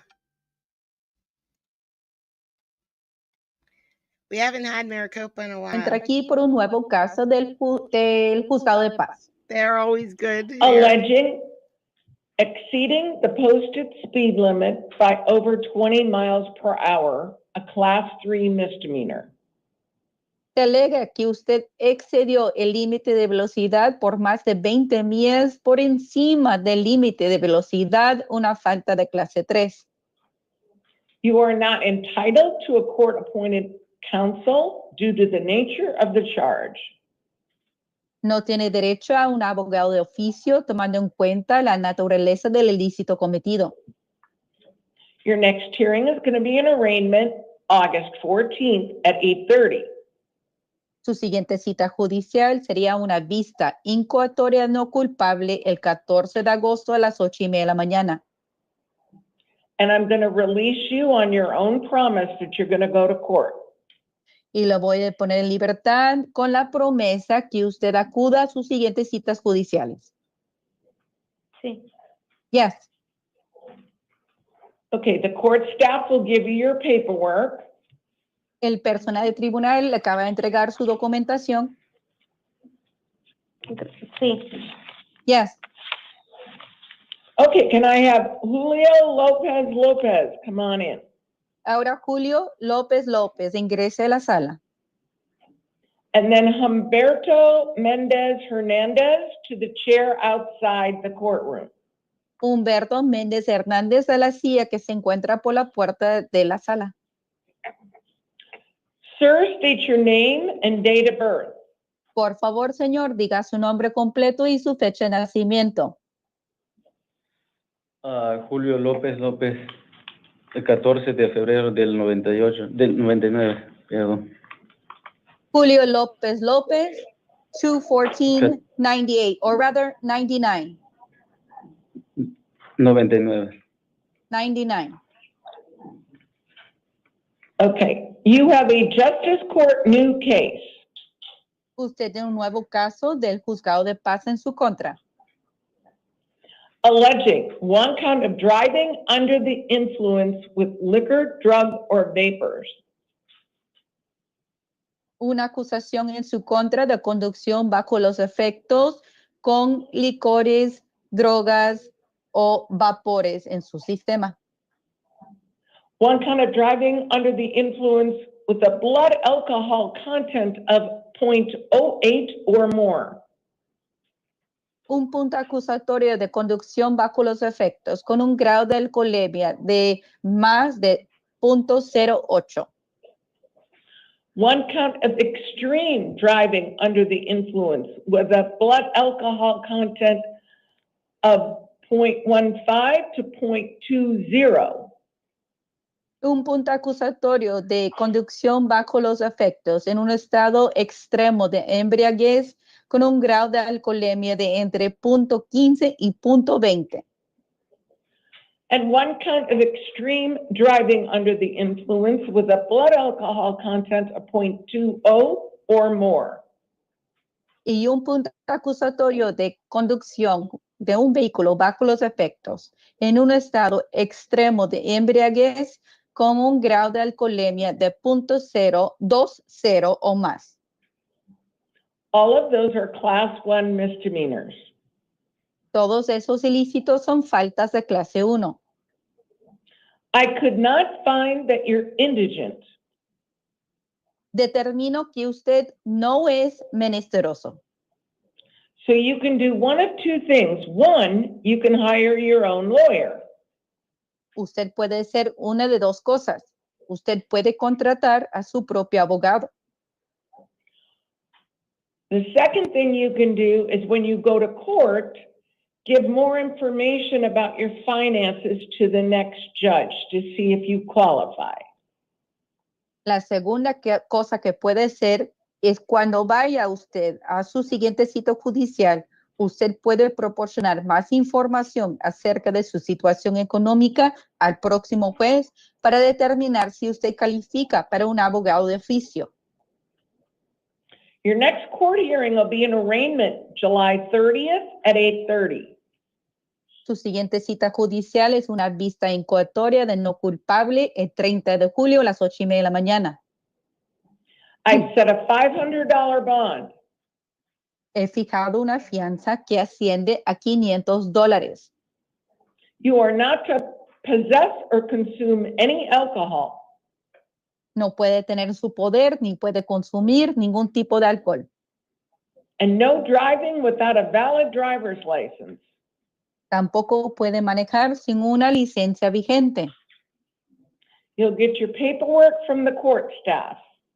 Recibirá usted la documentación del personal de tribunal.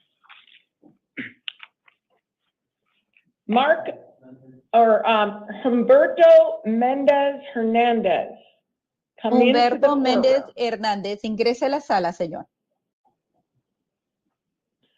Sir, state your name and date of birth. Por favor, señor, su nombre completo y su fecha de nacimiento. Humberto Méndez Hernández, agosto 9 de 1977. Humberto Méndez Hernández, August 9th, 1977. You have a Superior Court family warrant. Usted tiene una orden de detención de Tribunal Superior en materia de familia. This is not criminal, it is a civil warrant. Es una orden en materia civil, no es una orden de detención en materia penal. You owe child support and you have to pay $1,000 cash. Usted debe el pago de una pensión alimentaria y tiene que pagar el monto de $1,000 en efectivo. If you pay that, you'll be released, but either way, you're going to have a hearing on July 31st at 10 a.m. Usted tendría que pagar ese monto para que se le ponga en libertad. De todas maneras, tiene usted una audiencia el 31 de julio a las 10 de la mañana. Get your paperwork from the court staff. recibirá usted su documentación del personal del juzgado. ¿Le puedo decir unas palabras? Can I say something? Yes. Sí. En abril estuve tratándome de conectar con la corte por videollamada y no me pude conectar. Y me conecté con la llamada. La jueza me puso orden de arresto y después me la quitó porque hablé con ella. So in the month of April, I was trying to connect via video and I was unable to connect. And then I was able to connect via phone and the court issued an arrest warrant, but then also retracted it. Después, en julio 6, fue una videollamada y también la hice y continué con mis pagos, me arreglé con ellos. So also on July 6th, I had to connect via video and then I had to continue with my payments, which I did. Ayer a las 2 de la tarde tuve otra corte, di $300 y quedé de pagar Jude, you made it. Yes. 200 el miércoles y el juez dijo que estaba bien. And then yesterday I had a hearing at 2 p.m. I was supposed to make a payment of $300. I made a payment of $200 on Wednesday, and the judge said that that was okay. Entonces a mí no se me hace justo que me hayan puesto orden de arresto porque yo he estado cumpliendo con la ley. So I don't think it's fair that I have an arrest warrant against me because I have been complying with the law. Si puede checar su récord, ahí en el récord, ahí están que he cumplido con las cortes. If you look at my record, if you check it out, you can see that I have been complying with my court dates.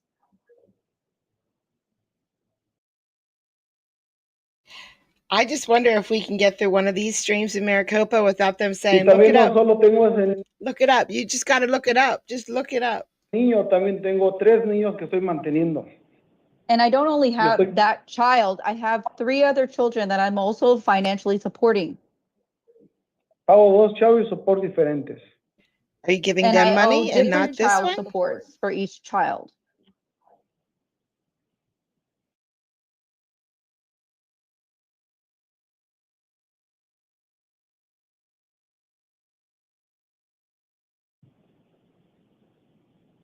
Your Honor, were you speaking? I believe the interpreter believes that the connection wasn't so good for a minute.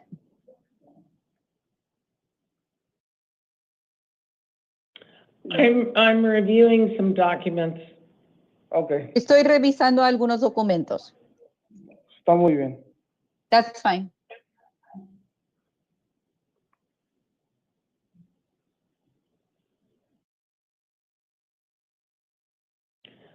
What I am finding is that there was a warrant issued in January.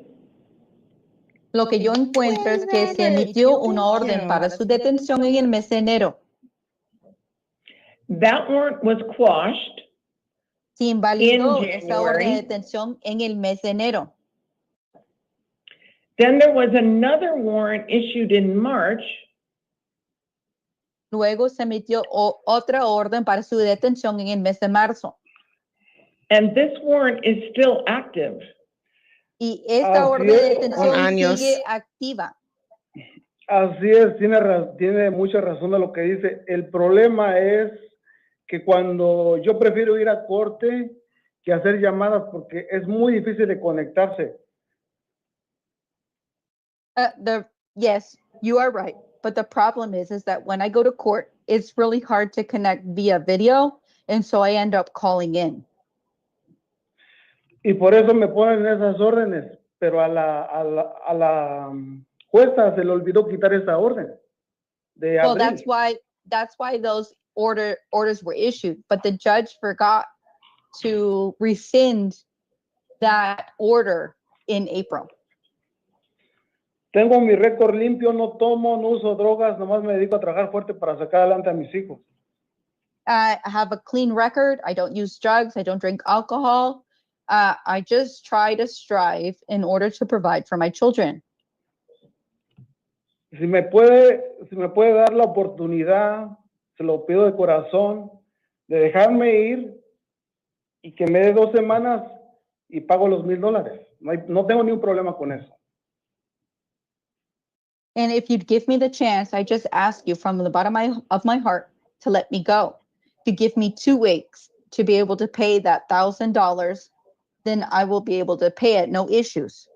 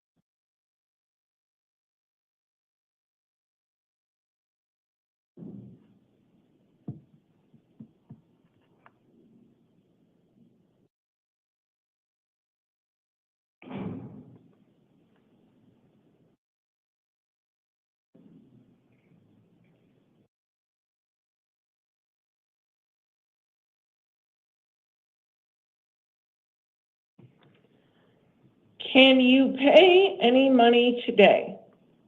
¿Puede pagar algo del dinero que debe hoy día? Mire, yo no tengo mi cartera. Deme la oportunidad de hacerlo en 2 payments. El lunes pago $500 y el otro lunes pago los otros $500. Well, look, I don't have my wallet on me. If you give me the opportunity to make 2 payments, I can pay 1 payment of $500 on Monday and then another payment of the same amount Robert, thank you so much. I appreciate it. Thank you. the Monday afterwards. I can't do that because this warrant is still active. But I am willing to reduce it. No puedo hacer eso porque la orden de detención sigue activa. Lo que puedo hacer es reducir el monto. Lo que pasa es que la jueza se le olvidó quitarla. Eso fue lo que pasó en abril, pero yo sí cumplí con esa corte. Ella puede checar ahí en la computadora. Well, the thing is that the judge forgot to remove the detention order in the month of April. I went to my court dates. You can check in the computer. I did, and you did go to court, but there still is a valid warrant. Sí, eso es lo que hice. Y usted sí acudió a su cita judicial, pero sigue una orden de detención pendiente en su contra. So here's what I'm going to do. I'm going to reduce it to $250. Eso es lo que voy a hacer. Voy a reducir el monto a $250. Déjeme salir, por favor, yo los pago el lunes. Please Le doy let mi me palabra. go. I can pay it on Monday. I give you my word. Sir, I cannot let you go. I'm already giving you a break because this warrant says $1,000 and it has not been quashed. Okay, ¿cómo puede pagar? Señor, un momento, por favor. Señor, un momento. Señor, no puedo permitir que lo suelten. Ya le voy a dar una oportunidad porque la orden de detención indica que usted tiene que pagar el monto de $1,000 y no la puedo invalidar. That is the best I can do. Eso es lo mejor que puedo hacer. ¿Está bien? That's fine. Una pregunta, ¿cómo puede pagar mi familia los 250? I have a question. How can my family pay the $250? Talk to the court staff. Tiene que hablar con el personal del tribunal. Okay, interpreter, can you ask if anybody else needs your services and if they do, have them raise their hand? Yes, Your Honor. ¿Hay alguien más que requiere los servicios de la intérprete? En caso que sí, por favor, levante la mano. Okay, thank you so much, interpreter. Thank you, Your Honor.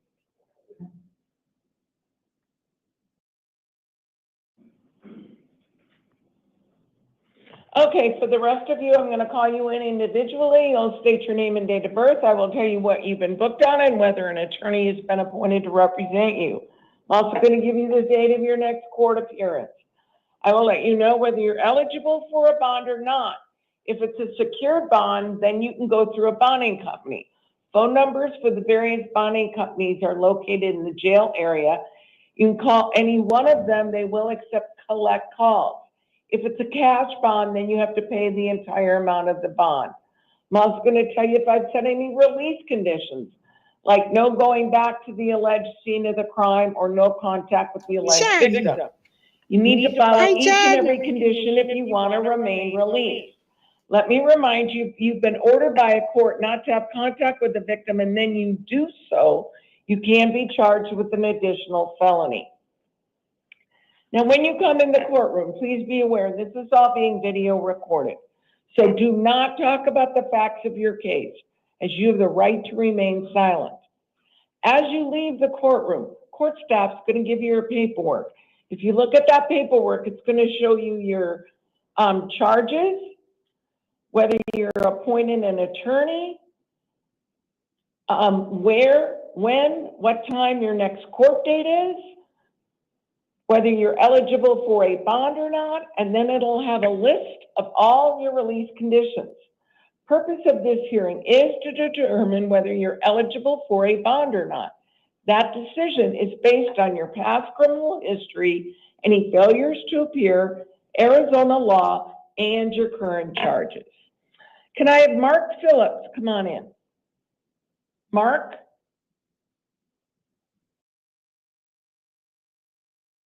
And then Marvin Logans to the chair outside the courtroom. Sir, state your name and date of birth. Mark Phillips, 9692. Okay, you have an out-of-county warrant from Pinal County Superior Court for a probation violation for a felony. Now, I can't appoint you an attorney here. They're going to have to do that for an attorney in Pinal County if you're eligible. Your next hearing is going to be an arraignment July 30th at 8:30 pursuant to Arizona Criminal Rule of Procedure 7.2C. The judge there asks you to be held non-bailable. Get your paperwork from the court staff. Marvin, come on in. Robert Partee to the chair outside the courtroom. Sir, state your name and date of birth. Marvin Liggins, 4/18/89. All right, you have two matters. The first one is a Superior Court new case alleging one kind of theft of means of transportation, Class 3 felony, and one kind of resisting arrest, Class 1 misdemeanor. I've appointed a lawyer to represent you. Your next hearing will be a status conference July 31st at 8:30. I've set a $15,000 bond. Now, on the second one, you've got a probation violation. You're on probation for a Class 4 felony. Probation is alleging you violated your probation by getting the new charges. That's called a term 1. I've appointed a lawyer to represent you. Your next hearing will be an arraignment, possible disposition, August 1st at 8:30. And pursuant to Arizona Criminal Rule of Procedure 7.2C, you'll be held non-bailable.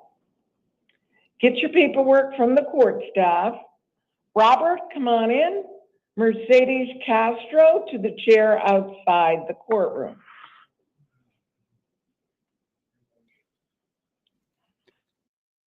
We got a Robert on the anniversary of Robert. They could be twins. Sir, state your name and date of birth. Robert Partee, March 2nd, 1967. You have a Superior Court new case alleging one count of aggravated assault, that's a Class 3 felony, and one count of refusing to give a true name, Class 2 misdemeanor. I've appointed a lawyer to represent you. Your next hearing will be a status conference July 31st at 8:30. I've set a $50,000 bond. Absolutely no contact with the alleged victim. Got it? Get your paperwork from the court staff. Mercedes, come on in, and Christopher Penn to the chair outside the courtroom.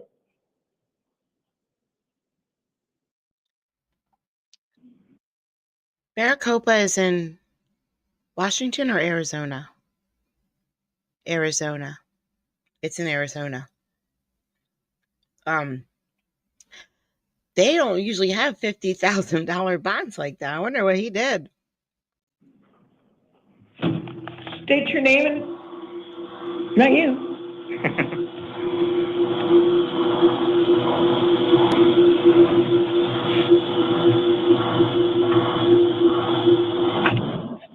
Okay, state your name and date of birth. Mercedes Castro, 22196. Okay, you have two matters. The first one is a Superior Court new case, 4 counts of child or vulnerable adult abuse, class 4 felonies, 1 count of an assault, 1 count of resisting arrest. Those are misdemeanors, class 1. I've appointed a lawyer to represent you. Your next hearing will be a status conference, July 31st at 8:30. I've set a $10,000 bond. Then on the second one, you've got a failure to go to court for 1 count of aggravated DUI with a passenger under the age of 15. They gave me a paper. The lady gave me a paper and she put numbers on there. She said I didn't have to appear. Okay, well, there's a warrant out on this one. I didn't know. It doesn't matter though. They can issue a warrant. They didn't let me know. She told me I didn't have to appear. Okay, let me go through this. So, and then you've got another charge of aggravated DUI with a blood alcohol content of 0.08 with a passenger under the age of 15. Those are both class 6 felonies. I only had one. It's 2022. These allegedly occurred December 25th of 2021. I've appointed a lawyer to represent you. Your next hearing will be a status conference July 31st at 8:30, and the judge who signed the warrant set your bond at $500 on these. All right, get your paperwork from the court staff. What's going to happen to me? I'm going to go to jail. Pardon? Am I going to jail? Well, you've got 2 bonds. If you can't pay them, you'll stay in custody. Would I be able to pay one? You what? Would I be able to pay one? Well, that wouldn't make sense because if you're in on one and not the other, you won't get credit for any time served on that one. I don't want to go to jail, please. I have school coming up. I have my career coming up. I'm starting. I'm burning. Getting started. Doing things right for myself, please. Well, you should talk to your lawyer, okay? You've got 2 lawyers now, probably the same one will be assigned your cases, okay? Where do I go? What do I do now? You have to go with the deputy. Christopher Penn, come on in.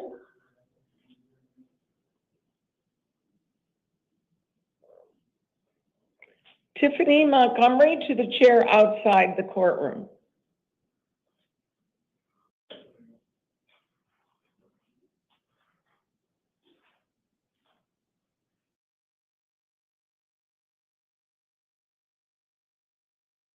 Sir, state your name and date of birth. Christopher Penn, February 10th, 1980. Okay, you have a municipal court new case for 1 count of an assault, 1 count of disorderly conduct. They're both misdemeanors. You'll have a lawyer appointed for you at your next hearing, which will be an arraignment July 30th at 1 o'clock.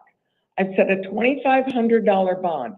Absolutely no contact with the alleged victim. No email, no texting, no calling somebody else to call them, no social media, nothing. Got it? Got it. Get your paperwork from the court staff. Tiffany Montgomery, come on in. Bragia Wrigley to the chair outside the courtroom. State your name and date of birth. Tiffany Montgomery, 4785. Okay, you have 3 matters. The first one is a Superior Court arrest warrant. This alleges 2 counts of aggravated driving under the influence with your license suspended or revoked, and then 2 counts of aggravated DUI, a third DUI. Those are all class 4 felonies. They allegedly occurred December 16th of last year. I've appointed a lawyer to represent you. Your next hearing will be a status conference July 31st at 8:30. And I've set a $2,500 bond on that. The next matter that you have is a justice court warrant for 1 count of shoplifting. I've appointed a lawyer to represent you. Your next hearing is going to be an arraignment July 30th at 8:30, and the judge there asked your bond to be $500. And then lastly, you've got a probation violation warrant for your probation that you're on for a class 1 misdemeanor. Probation is alleging you've now violated that because you got the new charges. It's called a term 1. I've appointed a lawyer to represent you. Your next hearing will be an arraignment, possible disposition, August 1st at 8:30. I set a $900 bond on this. May I say something, please? Yeah. Okay. With the warrant with the shoplifting, I was in custody when I had a court date for that, and I tried to let the jail know that I had a court date, and they didn't see it in the system. And also, I just talked to my probation officer. I didn't know I had a warrant, and I just graduated Purpose Healing. Like, I've been on the right path. Like, I was in rehab when the warrants came out for the DUI and things like that. So I wanted to know, is there a chance that I can get OR, because I do have training, and I've been on the right path. Like I said, I just graduated last month. I have a dog at home that no one can take care of. I didn't even know, like, someone had broken into my room, and that's why I called the police, and I ended up in jail. So I don't have any new charges while I went to jail this time. So and I'll start school next week. Yeah, I'm not going to OR you because some of these charges you have mandatory jail time. So I'm not gonna change the bond on these. Get your paperwork from the court staff. Ms. Wrigley, come on in. Jesus Acosta to the chair outside the courtroom. Josh, did you fix that truck? State your name and date of birth. Virginia Wrigley, April 22nd, 1996. You have a Superior Court new case alleging 1 count of burglary in the 2nd degree, class 3 felony, 1 count of criminal damage, class 6 felony. I've appointed a lawyer to represent you. Your next hearing is going to be a status conference July 31st at 1:30. No, at 8:30. And I've set a $1,000 bond. Absolutely no returning to the alleged scene of the crime, no contact with the alleged victim, no email, no texting, no calling, no social media, nothing. Got it? Yes, ma'am. Get your paperwork from the court staff. Jesus, come on in. Dwayne Phillips to the chair outside the courtroom.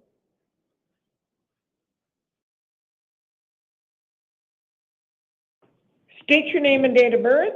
My name is Jesus Jose Acosta, 5605. All right, you have a Yarnell Justice Court warrant for 1 count of exceeding the posting speed limit over 20 miles per hour. It's a class 3 misdemeanor. And then when you don't go to court, then you get another charge. It's called a failure to appear. And that's a class 2 misdemeanor. Right. You'll, you may have a lawyer appointed for you at your next hearing. It'll be up to them. Okay, and can I say something? Yeah. So that I was in Bullhead City, Arizona for that. My girlfriend had to be rushed back to Phoenix for surgery, and something abscess in her throat. So I wasn't really, and I didn't get the directions to where they were going. So I was following directly behind the ambulance, and when I got tried to talk to this court, but they said that I would have to take it up with that court, and I don't have a vehicle to get down there. So they said they didn't weren't really too worried about it. They just said that we had to figure it out another time when I get a vehicle or transportation. Well, this warrant was issued and on much earlier in March of this year. And now, let me tell you, had you gone in and turned yourself in between March and July 26th, probably wouldn't have had any kind of bond. And on February, I was also arrested, and I was held for 2 weeks because of that, because of the warrant, and I was also told that it was gone after. Can you tell me when you're telling me that you've been arrested and you're doing all this and you never turned yourself in, you're really not helping yourself? No, but what do you mean by that exactly? Well, sir, I don't you're saying understand. I got arrested for something else. That doesn't necessarily take care of this warrant. So had you gone up there and maybe turned yourself in? What I'm meaning to say is, like, a cop talked to me and then they brought me in for the warrant. I didn't get arrested for anything else. And then and that's probably why they gave you another court date and then you didn't go in. So now you have $1,000 bond. Your next hearing on this is going to be July 29th. So in 3 days at 8:30. So either is there any way you can lower that by chance? Nope. All right. That's No, okay. because that's another judge from another county. Right. All right, get your paperwork. Dwayne Phillips, come on in. Ruben Moreno Benales. Texas to is the spreading chair outside to the rest of the world. Sir, state your name and date of birth. Dwayne Phillips, 53074. You have a Superior Court new case alleging one count of possession of drug paraphernalia, Class 6 felony. Now, they also charge you with possession of a dangerous drug. I did not find probable cause on that, and let me tell you why. They didn't have it tested. So if they get it tested tomorrow or Monday or whatever, they'll just refile it, okay? If it's a dangerous drug. I am appointing you a lawyer because you do have the other charge. Your next hearing is going to be a status conference, July 31st at 8:30. And I've set a $900 bond. Okay, what is that status for, the other one? That what? The status report for, the bond? Or, I mean, the other, You have a $900 bond. okay, on that, what is that one for? For this one? For this one, for the drug paraphernalia. Okay, okay. Okay. And when am I going to go to court now? Court, when is it going to be court now? I'm not understanding. When is the court going to be? Oh, your next court date is going to be on the 31st of July. Okay, that's the only one I have that. That's all I have in front of me, yep. Okay. Okay, good luck. Get your paperwork. Ruben, come on in. Kathy Abril to the chair outside the courtroom. Yo, leave me alone. Okay.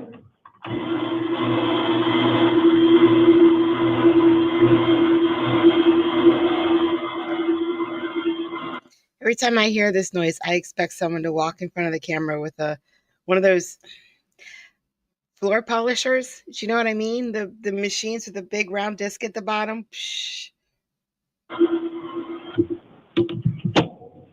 Okay, state your name and date of birth. Ruben Moreno Banuelos, 7/13/2005. You have a justice court warrant for one count of driving while license suspended, canceled, or revoked. That's a misdemeanor, and one count of exceeding. That's the word I was looking for. Speed limit by over 20 miles per hour. This is from Hacienda Justice Court. Can I, so that was on, I just got out of custody 5 days ago, and when that warrant was issued, I was in custody. I don't know, the officers that arrested me told me to let you know that. Because I've been checking in with my probation officer. I literally got put on ankle monitor yesterday, and they never told me that I had a warrant or none of that. Okay, people seem to think that they have to tell you you have a warrant. They don't. Now, according to this, you were cited and then you didn't show up for the court. I was in custody. You were what? I was in custody. So because you're in custody and you might have done something else, doesn't excuse that you missed court. The better thing to have done was then, knowing that you missed this because you were in custody, is go turn yourself in. Yeah, I didn't know I had a warrant out. But it doesn't matter. You knew you missed court. You just told me. You knew you missed court because Yeah, you were I in found out custody. today. Well, today they told me. You Yeah, know, when well, I this was is out, from 2024. it was from last So year. this has been a while. It's from last year. Yeah. October 23rd of 2024. So I'm appointing a lawyer to represent you for limited representation regarding the bond. Your next hearing is going to be an arraignment, July 30th at 8:30. The judge set your bond at $961 or reduced it to $900. Okay, get your paperwork from the court staff. Rude. Kathy Abril. Yo, stop.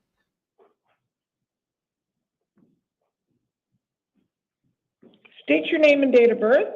Kathy Abril, Kathy Diana Abril, Twins. We're 4963. You have a probation violation warrant for your probation that you're on for a class 4 felony.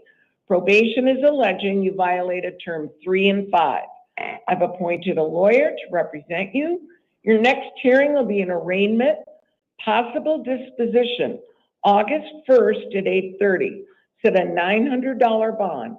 If you post that, you must contact your probation officer within 72 hours. Okay. All right, get your paperwork. Rocio Jimenez, come on Everybody in. is. And Brandon Bailey to the chair outside the courtroom.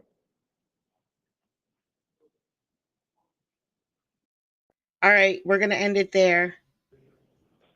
We don't know what's about to happen, but it's not going to happen today. Maricopa is always so good, isn't it? Guys, thank you so much for coming out. I really appreciate it. I will see you all again real soon. Bye, guys.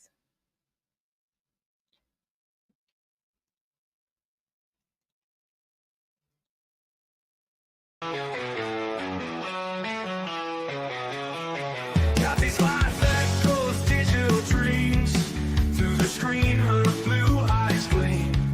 Wicked humor, sharp as a knife. Her stream sparks electric light. Late night when the world sleeps, she's the friend that always keeps. Giggles roll like thunder loud. She stands out in any crowd. Kathy's love cuts through the gloom. Eyes blue like a summer's bloom. Her humor dark and twisted sharp. In a way, there's no alarm.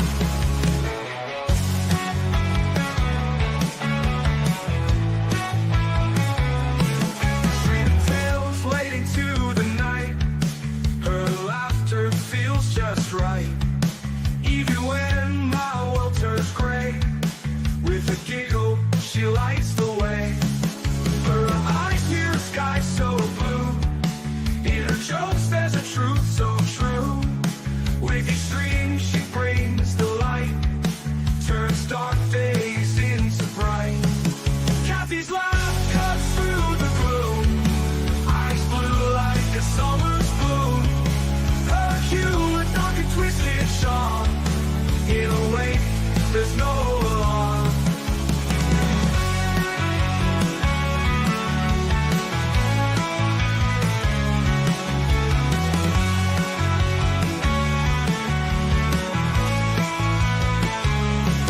Streaming tales late into the night. Her laughter feels just right. Even when my world turns gray, with a giggle, she lights the way. Kathy's laugh cuts through the gloom. Eyes blue like a summer's bloom. Her humor dark and twisted sharp. In a way, there's no